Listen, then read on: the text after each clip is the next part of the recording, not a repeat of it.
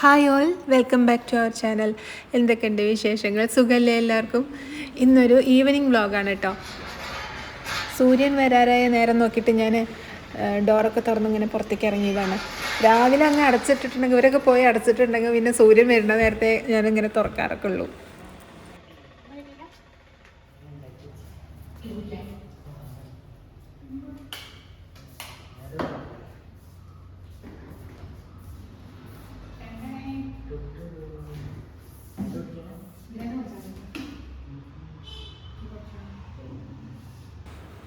School വിട്ട് വന്നാൽ എന്തെങ്കിലും കുടിക്കാൻ കിട്ടണം, ജ്യൂസോ എന്തെങ്കിലും, എന്നിട്ടാണ് കുളിക്കാൻ പോവുള്ളൂ.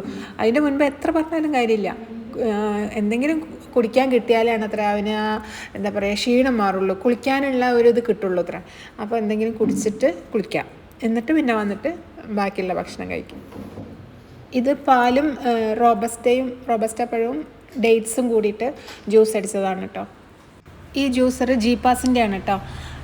ഇവിടെ വാങ്ങിക്കാൻ കിട്ടുമെന്ന് എനിക്കറിയില്ല, ഇത് ഗൾഫിൽ നിന്ന് വാങ്ങിച്ചതാണ്. പിന്നെ മുടി വെട്ടിയിട്ട് പിന്നെ കുളിച്ചതിന് ശേഷമുള്ള എൻ്റെ മുടി കണ്ടില്ലേ ഇപ്പോൾ, അത് പഴയ പടി തന്നെയായി. ഞാൻ സ്ട്രെയിറ്റൻ ചെയ്തിട്ടില്ല, ജസ്റ്റ് ആ മുടി ഒന്ന് സെറ്റ് ചെയ്ത് തന്നിട്ടേ ഉള്ളൂ പാർലറിൽ നിന്ന്. ഞാൻ ഇതുവരെയും ഹെയർ ട്രീറ്റ്മെൻറ്റുകളൊന്നും എടുത്തിട്ടില്ല. എന്താ പറയുക, സ്ട്രെയിറ്റൻ ചെയ്യുക, ബാക്കിയുള്ള ഓരോരോ കാര്യങ്ങളില്ലേ, ഒന്നും ചെയ്തിട്ടില്ല. ഡൈ ചെയ്യൽ, ഹെന്ന ചെയ്യൽ പോലും ചെയ്തിട്ടില്ല. ഞാനിങ്ങനെ ഇടയ്ക്ക് വിചാരിക്കും, മുടിയൊക്കെ നിറച്ചിങ്ങനെ നിരച്ച് വന്നിട്ടുണ്ടെങ്കിൽ, ചില വീഡിയോയിൽ റീൽസൊക്കെ കാണാറുണ്ട്, ചില ലേഡീസിന് നല്ല ഗ്രേസ്ഫുള്ളായിട്ട് അങ്ങനെ ഭയങ്കര സ്റ്റൈലിഷായിട്ട് മുടിയൊക്കെ വെട്ടിയിട്ട്, മുടി നരച്ചത് അതിനൊരു പ്രത്യേക ഒരു ഭംഗിയാണ്. ആ മുടി നരച്ചിട്ട് അങ്ങനെ ഇട്ടിട്ട് ഇങ്ങനെ സ്റ്റൈലിഷായിട്ടിട്ട് നടക്കുന്നത് കാണാൻ. അപ്പോൾ അങ്ങനെയൊക്കെ ചെയ്താലോ എന്നൊക്കെ വിചാരിക്കും, ഡൈ ഒന്നും അടിക്കാതെ. ആവോട്ടോ, ഞാനെന്താ ചെയ്യാതെ എനിക്കറിയില്ല. അപ്പോൾ ഞാൻ ഈ ഹെയർ കട്ടിങ്ങിന് വേണ്ടിയിട്ടാണ് ഈ ബ്യൂട്ടി പാർലറിൽ പോകുന്നത് തന്നെ. വേറെയുള്ള കാര്യങ്ങളൊന്നും ഇങ്ങനെ എന്താ പറയുക, ഫേഷ്യൽ അങ്ങനത്തെ അതൊന്നും ചെയ്യാറില്ല. ഞാൻ ആകെ ഒറ്റ പ്രാവശ്യമാണ് ഫേഷ്യൽ ചെയ്തിട്ടുള്ളൂ. എൻ്റെ കല്യാണത്തിൻ്റെ മുൻപ് ചെയ്യില്ല, നമ്മൾ അതൊരു ചടങ്ങ് പോലെയായിരുന്നു അന്ന്. ഇപ്പൊക്കെയാണോ അറിയില്ല, അതുവരെ ചെയ്യാത്തവർ പോയിട്ട് ഓടിപ്പോയി ഒന്ന് ഫേഷ്യൽ ചെയ്യും. എന്തിനോ എന്തോ എനിക്കും അറിയില്ല, ഞാനും അങ്ങനെ ചെയ്തിട്ടുണ്ട്. അതിന് പ്രത്യേകിച്ചൊന്നും തോന്നിയിട്ടുമില്ല കേട്ടോ. പിന്നെ ഇതുവരെയും ഫേഷ്യൽ ചെയ്തിട്ടില്ല. ഫേഷ്യൽ ചെയ്യുന്നതൊക്കെ നല്ലത് തന്നെയാണ്, പക്ഷേ എനിക്കെന്തോ അങ്ങനെയൊന്നും ചെയ്യാൻ തോന്നിയിട്ടില്ല. പിന്നെ മെയിനായിട്ട് ഹെയർ കട്ടിങ്. ഞാൻ ഗൾഫിലേക്ക് എത്തിയ വഴിക്ക് ആദ്യം ചെയ്തിരിക്കുന്നത് ഹെയർ കട്ടിങ്. അതായത് ഇവിടുന്ന് ഞാനൊന്നും ചെയ്തിട്ടില്ല. അമ്മയ്ക്ക് മുടി വെട്ടുന്നതൊന്നും ഇഷ്ടമുണ്ടായിരുന്നില്ല, മുടി ഫ്രണ്ടിൽ മുറിച്ചിട്ട് അങ്ങനത്തെ. എനിക്കാണെങ്കിൽ അതിനോടൊക്കെ ഭയങ്കര ഇഷ്ടമായിരുന്നു. അപ്പോൾ അന്ന് അങ്ങനെയാണല്ലോ, നമ്മൾ അമ്മയൊക്കെ പറയുമ്പോൾ അതേപടി അതൊന്നും ചെയ്യാണ്ട് അങ്ങനെ നിന്ന്. പിന്നെ ഗൾഫിലേക്ക് അങ്ങ് പോയോട് കൂടിയിട്ട് പിന്നെ ആരും കാണാനൊന്നുമില്ലല്ലോ. നമ്മളുടേതായ കുറച്ച് കാര്യങ്ങളൊക്കെ അങ്ങോട്ട് ആഗ്രഹം അങ്ങോട്ട് തീർക്കുമല്ലോ ആദ്യം ചെന്ന വഴിക്ക്. അപ്പോൾ പിന്നെ ആദ്യം മുടിയൊക്കെ അങ്ങോട്ട് വെട്ടി അതേപോലെ ഷോർട്ടായി വന്നു. അത് 2-3 പ്രാവശ്യം അങ്ങ് ചെയ്ത് അങ്ങനെ ഷോർട്ടാകും. പിന്നെ ഗൾഫിൽ നിന്ന് ഇങ്ങനെ ഒരു വർഷം കഴിഞ്ഞ് വരുമ്പോൾ എൻ്റെ മുടിയൊക്കെ ചെറുതാണ്. അപ്പോൾ അമ്മയൊക്കെ അയ്യോ എന്ന് പറഞ്ഞിട്ട് എന്നെ കാണുമ്പോൾ ഫോട്ടോ ഒക്കെ അയച്ചു കൊടുക്കുമ്പോഴും ഇത്രയും ചെറുതാണെന്ന് മനസ്സിലായിട്ടുണ്ടായിരുന്നില്ല. ഇത് ഇപ്രാവശ്യം നെസ്റ്റോയിൽ പോയപ്പോൾ സൂര്യനെ കൂട്ടിയിട്ട് ഇടയ്ക്കൊരു പോക്കുണ്ട്, ഇങ്ങനെ എന്തെങ്കിലും അവന് ഇഷ്ടമുള്ള സാധനങ്ങളൊക്കെ അങ്ങ് വാങ്ങിക്കാൻ വേണ്ടിയിട്ട്. എപ്പോഴെങ്കിലും മാസങ്ങൾ കൂടുമ്പോൾ കേട്ടോ, ഇടയ്ക്കിടയ്ക്ക് പോവല്ല. അപ്പോൾ ഇതേപോലെ അവനുള്ള സാധനങ്ങൾ എന്തൊക്കെയാണ് ഇഷ്ടമുള്ളത് വെച്ചാൽ, ഗൾഫിൽ നിന്നൊക്കെ അവന് ഭയങ്കര കഴിച്ചിരുന്ന ഇങ്ങനത്തെ കാര്യങ്ങളൊക്കെ കൂടുതലായിരുന്നു അവിടെ നിന്ന് നമുക്ക് അവൈലബിൾ ആവുന്നത് കൂടുതലാണല്ലോ. അപ്പോൾ നഗറ്റ്സും കാര്യങ്ങളൊക്കെ അവിടെ നിന്നായിരുന്നു കഴിച്ച്, ഫ്രഞ്ച് ഫ്രൈസൊക്കെ കഴിച്ച് ശീലമായത് ഒരു പക്ഷേ അവിടെ നിന്നായിരിക്കും. അപ്പോൾ അത് അവന് ഇവിടെ വന്നപ്പോൾ വല്ലാണ്ട് ഒന്നും കിട്ടാത്ത പോലെയായിരുന്നു. ഇവിടെ വന്നപ്പോൾ സൂപ്പർ മാർക്കറ്റൊന്നും അടുത്തൊന്നും ഇല്ലല്ലോ. ഇപ്പോൾ നെസ്റ്റൊക്കെ വന്നപ്പോഴാണ് അത് വീണ്ടും വാങ്ങിക്കാൻ തുടങ്ങിയത്. ഇതേപോലെ മാസങ്ങൾ കൂടുമ്പോൾ ഒരു പോക്കുണ്ടാവനെയും കൂട്ടിയിട്ട്. അപ്പോൾ അവന് ഇഷ്ടമുള്ള കുറച്ച് സാധനങ്ങളുണ്ട്, ഗൾഫിൽ നിന്ന് കഴിച്ചതിൻ്റെ ഓർമ്മകളുള്ള കുറേ കാര്യങ്ങളുണ്ട്, അതൊക്കെ അങ്ങോട്ട് വാങ്ങിച്ച് വരും. ഇതിപ്പോൾ നമ്മളുടെ ഷോർട്ട് വീഡിയോ റീൽസിലാണ് ഇട്ടതെങ്കിൽ, പാട്ടൊക്കെ വെച്ചുള്ള റീൽസിലാണ് ഇട്ടിട്ടുണ്ടെങ്കിൽ ഇതൊന്നും പറയാനും പറ്റില്ല. അതിലങ്ങോട്ട് പിന്നെ വന്നിട്ടങ്ങ് ഉപദേശങ്ങളായിരിക്കും. എൻ്റെ ഒരു വീഡിയോ ഉണ്ട്, അത് ഒരു വർഷം മുൻപ് ചെയ്തത്. നഗറ്റ്സ് കഴിച്ചതിനും ഫ്രഞ്ച് ഫ്രൈസ് കഴിച്ചതിനും അല്ല കുട്ടിക്ക് കൊടുത്തതിന്. അതേപോലെ തന്നെ നൂഡിൽസ്. ഈ ആൾക്കാരിങ്ങോട്ട് പറയാൻ തുടങ്ങിയാണ്ടല്ലോ, നല്ല രസമാണ് കമൻസ് വായിക്കാൻ. ഞാൻ വിചാരിച്ചു യൂട്യൂബിലായിരിക്കും ഇങ്ങനെ ഭയങ്കര ഉപദേശങ്ങളൊക്കെ വരിക എന്നുള്ളത് വെച്ചു. പക്ഷേ ഇൻസ്റ്റയിൽ കുറവ് ആയിരിക്കുന്ന ഞാൻ വിചാരിച്ചത്. പക്ഷേ ആ നൂഡിൽസൊക്കെ ഉണ്ടാക്കി ഇപ്പം അടുത്താണ് ഞാനത് ഇട്ടത്, ഓർമ്മ നിങ്ങൾ കണ്ടിട്ടുണ്ടായിരിക്കും. അത് ഇൻസ്റ്റയിൽ 1.5 മില്യൺ ആയിട്ടാണ്. ഫസ്റ്റ് ടൈമാണ് എനിക്ക് ഇൻസ്റ്റയിൽ 1.5 മില്യൺ ആവണത്, 1 മില്യൺ ആവുന്നത്. ഇതുവരെ വലിയ റീച്ചൊന്നും ഇല്ലാണ്ട് കിടക്കുകയായിരുന്നു ഇൻസ്റ്റ. ഇപ്പോഴാണ് തട്ടിക്കൂട്ടിയും പൊങ്ങിയത്. ഞാനും വിചാരിക്കുമായിരുന്നു ഇവിടെ 1 മില്യൺ ആകുമ്പോൾ അവിടെ 3000 വ്യൂസൊക്കെ ആയിട്ട് കിടക്കുമായിരുന്നു മിക്ക ഷോർട്ട് വീഡിയോ. പിന്നെ ഇപ്പോൾ ഒരു 2 മാസമായിട്ട് അങ്ങ് ഇപ്പോൾ ഇടുന്ന വീഡിയോസിനെല്ലാം നല്ല റീച്ച് കിട്ടി. എന്തായിരുന്നാണോ എന്നെ തീരെ പരിഗണിച്ചിരുന്നില്ല ആദ്യം ഇൻസ്റ്റ.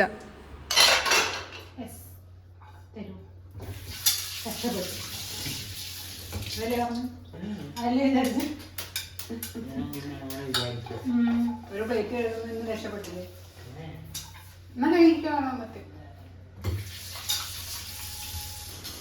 അപ്പോൾ ആ വീഡിയോയിൽ നൂഡിൽസ് കഴിക്കുന്നതിനെ പറ്റി അല്ല കൊടുക്കുന്നതിനെ പറ്റിയിട്ട് ആൾക്കാരിങ്ങ് വന്നിട്ടങ്ങോട്ട് ഉപദേശം എന്തൊക്കെയാണ് അതിൽ. യൂട്യൂബിൽ അങ്ങനെയുള്ളത് കുറച്ച് കുറവായിരുന്നു. എൻ്റെ ഒരു അഭിപ്രായം എന്താണെന്ന് വെച്ചിട്ടുണ്ടെങ്കിൽ ഇങ്ങനത്തെ ഫുഡുകളൊക്കെ ഇടയ്ക്ക് എപ്പോഴെങ്കിലും അവർക്ക് കൊടുക്കണം, ഉണ്ടാക്കി കൊടുക്കണം. എന്നും ഈ അടയും മറ്റ് നാടൻ ഫുഡുകൾ മാത്രം കൊടുക്കാൻ പാടുള്ളൂ എന്നൊന്നും ഞാൻ പറയില്ല. ഇങ്ങനത്തെ അതായത് നഗറ്റ്സ്, നൂഡിൽസ് പോലുള്ളതൊക്കെ അതൊക്കെ എന്താ പറയുക, ബാൻ ചെയ്ത ഫുഡൊന്നുമല്ലല്ലോ. അതൊക്കെ കുട്ടികൾ സാധാരണ കഴിക്കുന്ന ഫുഡുകളാണ്. അത് എപ്പോഴും കഴിച്ചാൽ അത് നല്ലതല്ല. എല്ലാ ദിവസവും അല്ല കഴിക്കണം. എപ്പോഴെങ്കിലുമൊക്കെ കുട്ടികളുടെ കൊതിക്കനുസരിച്ചിട്ട് നമ്മളത് വാങ്ങിച്ചു കൊടുക്കണം, ഉണ്ടാക്കി കൊടുക്കണം. കുട്ടികൾക്കും ഉണ്ടാവില്ലേ ആഗ്രഹങ്ങളൊക്കെ, ഇതൊക്കെ എപ്പോഴെങ്കിലുമൊക്കെ ഒന്ന് കഴിക്കണം. ഇങ്ങനത്തെ ഭക്ഷണം കഴിക്കുന്ന ഇതല്ലേ, നമ്മൾ കഴിക്കുന്ന കാര്യങ്ങളല്ലേ. കുട്ടികൾക്ക് ഇതൊക്കെ മറ്റുള്ളവർ എവിടെന്നെങ്കിലും കഴിക്കുന്നത് കാണുമ്പോൾ കൊതി വരും.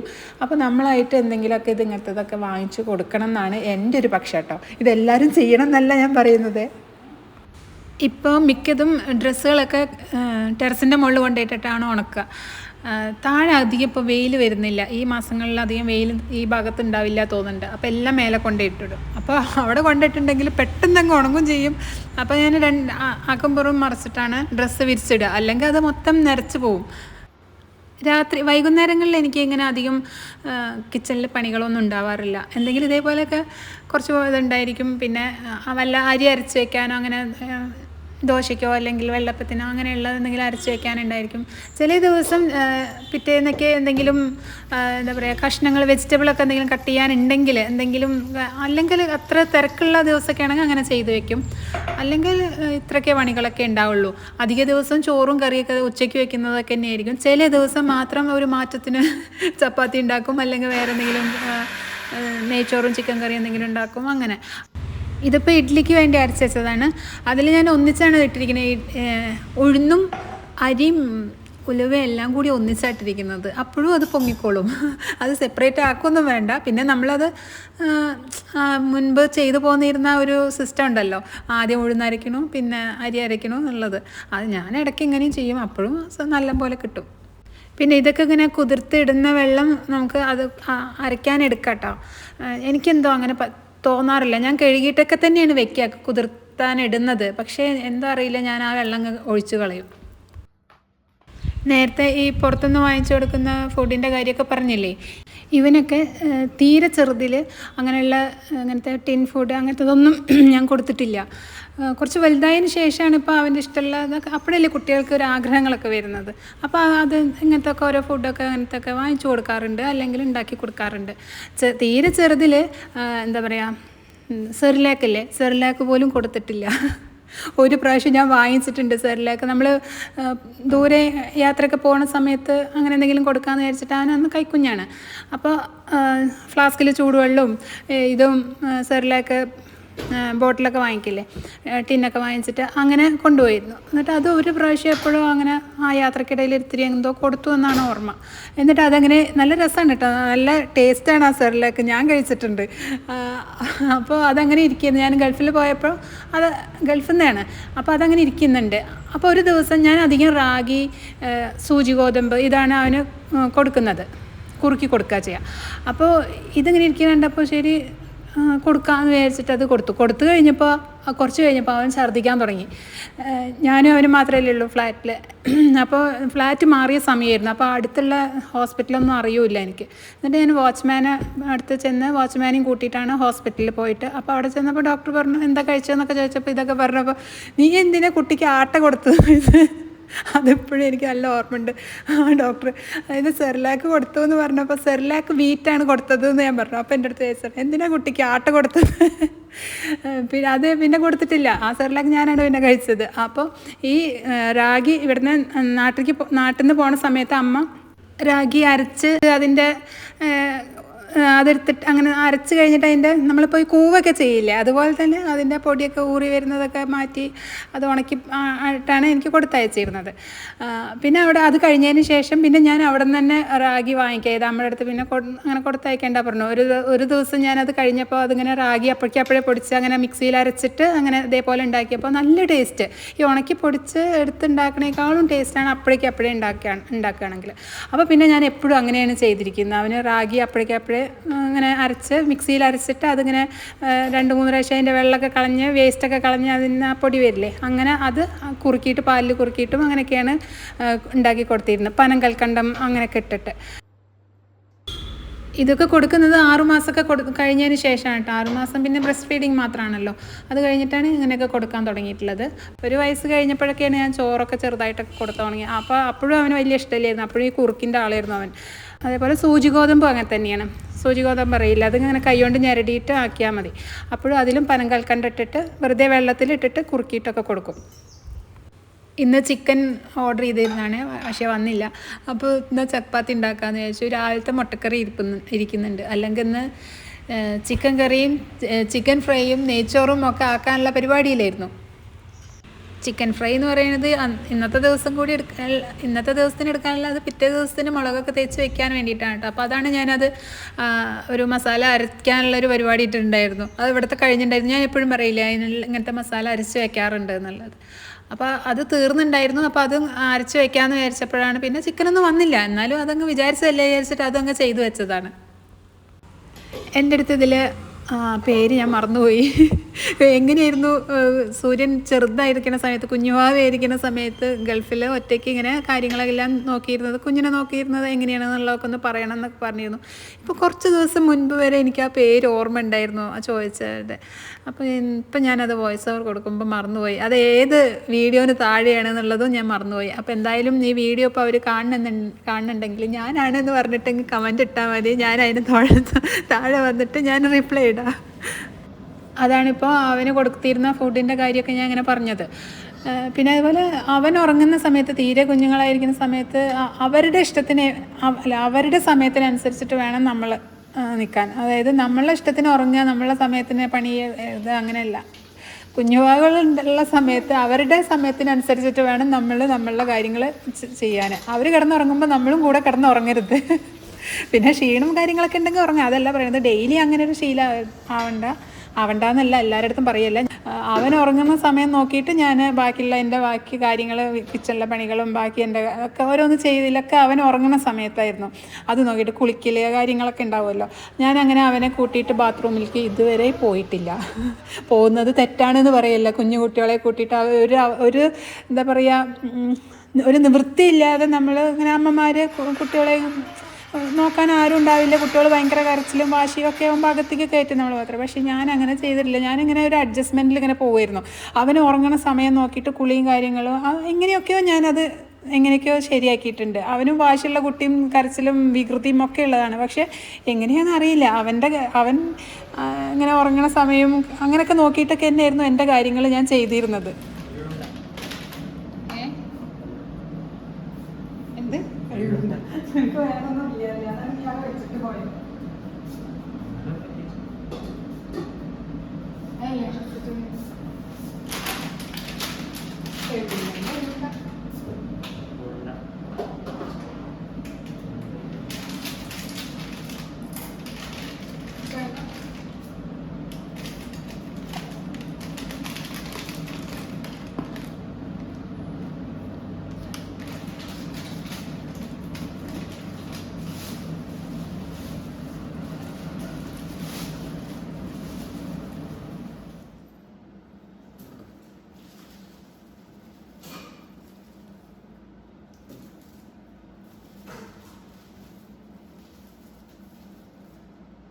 അവിടെ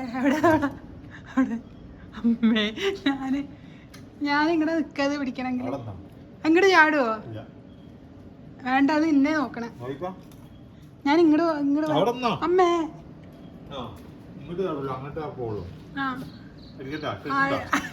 കിട്ടണമൊന്നുമില്ല. പക്ഷെ ഞാൻ അടിച്ചോ ഞാൻ ഓടും. അമ്മേ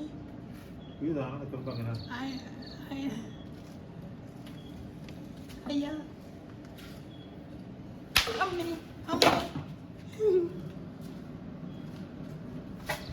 പോയാ. ഒരു ഒട്ടിത്തവളെ ഓടിക്കുന്ന സീനാണ് ഇപ്പോൾ കണ്ടത്.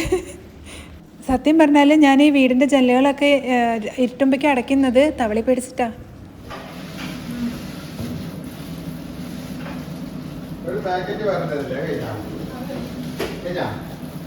മുട്ടയൊക്കെ ഒന്ന് കഴുകി വയ്ക്കണം. പച്ചമുളക് കൊടുത്തിട്ടുണ്ട്, അത് വെള്ളത്തിൽ കുറച്ച് നേരം ഇട്ട് വെച്ചിട്ട് കുറച്ച് വിനാഗിരിയൊക്കെ ഒഴിച്ചിട്ട് അങ്ങനെ ഇട്ട് വയ്ക്കും.